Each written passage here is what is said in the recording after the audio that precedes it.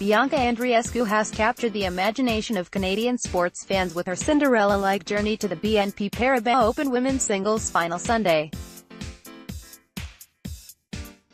But the Mississauga, ONT, native didn't just appear out of nowhere.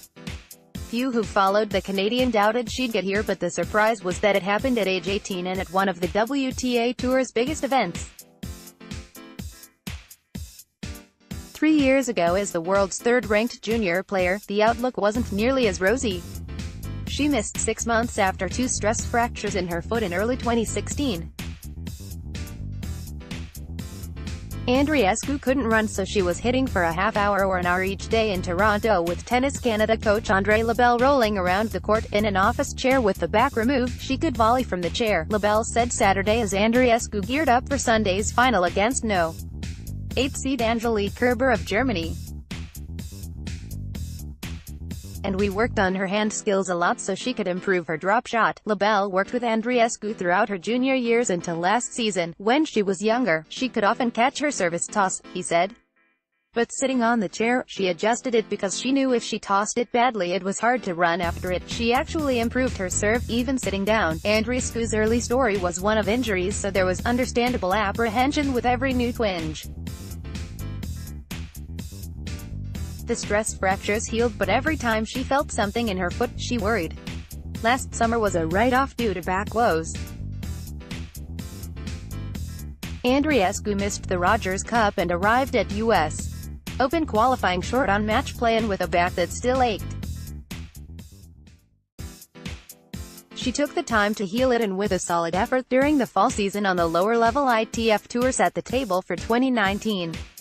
Andreescu had to learn her body to distinguish between normal muscle soreness she could battle through and real injuries that required attention. So even if the back was a little sore during her first-round match at Indian Wells against Romanian Irina Camelia Begu, she kept going. Even if her left calf, taped in previous matches, was close to cramping in Friday's semi-final against number 6 seed Alina Svitolina, she put it aside.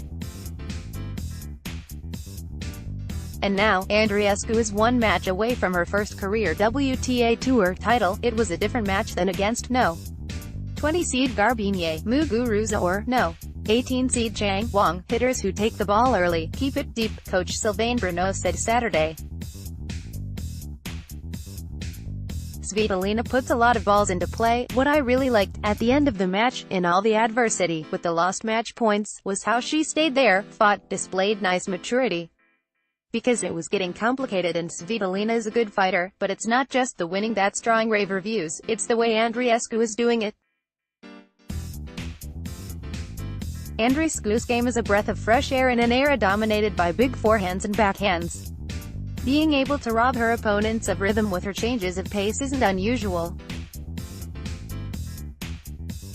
But the Canadians' ability to combine that with power from the baseline to hit winners when the opportunities are created is fairly unique currently in women's tennis. We always told her with her tennis she's going to change the women's game a little, Labelle said.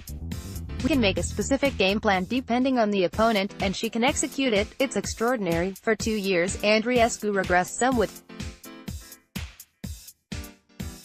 She seemed content to hug the baseline and slug it out with opponents and play a more one-dimensional, typical style. Trouble was, she didn't do that, as well as others who spent their careers doing only that. Labelle and Bruneau got to work. They backed her off the baseline to give the ball more shape. From there, she could work her natural rally ball, which has more of an arc and beautiful rotation, Labelle said. And we worked on depth so she could neutralize points with her rally ball. Once she was inside the court, she could hit her drop shot. We worked her slice so she could change the rhythm. She always had it in practice, but in matches she missed quite a few. But by last fall, it was evolving. At the Tevlin Challenger in Toronto last October, Labelle said he told Andreescu's parents next year she will take off. He was prescient. Bruneau, too, felt her efforts last fall set the table for a breakout season. Andreescu's physical side also has evolved. She has improved her stamina, Labelle said. Mentally, you want to finish the points too soon because you know you can't stay long enough in the rally. Already, mobility-wise, she covers the court better. So imagine in 5 or 6 years, of course, Andreescu's secret is out. And with the leap in her rankings, she'll be playing against the top players every week now. But if there's a pattern to Andreescu's game, it's that there's no predictable pattern. Everything she has, it will stay there, and will continue to improve, LaBelle said. And in her tactical choices, and choices of patterns, she'll be clearer about what to do, and when to do it. It all comes with experience. Bruno said it was undeniable that everything around Andreescu has changed. My goal with Bianca and the people close to her is to keep her well grounded, Bruno said. It's very different from 6 months ago when we did things in the shadows. In the smaller tournaments, we worked just as hard then, but under the radar. But he said there are many elements of Andreescu's game that can improve. And seeing the tangible results of all the toil in the shadows can only be motivating. You get those small results, those moments, and you keep your eye on the future and say it's all going to pay off, he said.